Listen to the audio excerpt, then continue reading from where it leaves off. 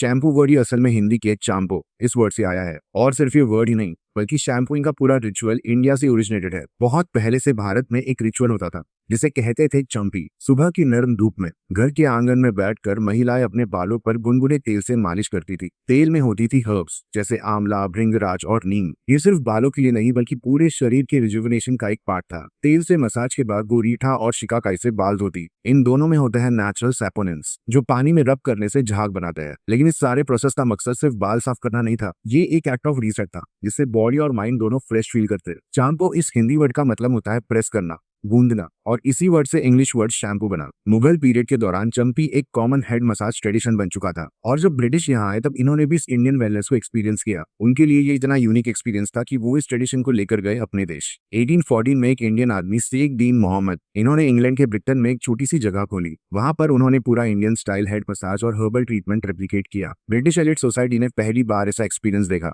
मोहम्मद का मेथड इतना पॉपुलर हुआ कि उसे किंग जॉर्ज IV और विलियम IV का पर्सनल शैम्पूइंग सर्जन बना दिया। लेकिन उस वक्त भी शैम्पूइंग का मतलब था इंडियन स्टाइल मसाज, ना कि हेयर वॉश। फिर धीरे धीरे यूरोप में इस रिचुअल का मतलब बदलने लगा। जब ये कॉन्सेप्ट वेस्टर्न केमिस्ट तक पहुंचा, उन्होंने शैम्पूइंग को एक क्लीनिंग प्रोसेस के रूप में देखना शुरू किया। 19th सेंचुरी में जर्मन और ब्रिटिश केमिस्ट ने हेयर क्लीनिंग के लिए पाउडर्ड सोप्स बनाने स्टार्ट किए, लेकिन ये बालों पर हार्श थे। इसके यूज से बाल ड्राई और रफ हो जाते। फिर 1927 में बर्लिन के केमिस्ट हांस श्वार्ट्जकॉफ ने बनाया पहला लिक्विड शैम्पू और कुछ ही सालों में 1930s तक प्रॉक्टर एंड गैम्बलर ने इंट्रोड्यूस किया ड्रीम, एक ब्रांड जिसने पहली बार सिंथेटिक सर्फेक्टेंट्स यूज किए।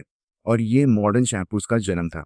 और तब तक शैम्पू एक रिचुअल नहीं, एक प्रोडक्ट बन चुका था। जो चीज इंडिया में रिलैक्सेशन और रिजुविनेशन के लिए बनाई गई थी वो अब बस एक केमिकल फॉर्मूला बनकर दुनिया भर में बिक रही थी।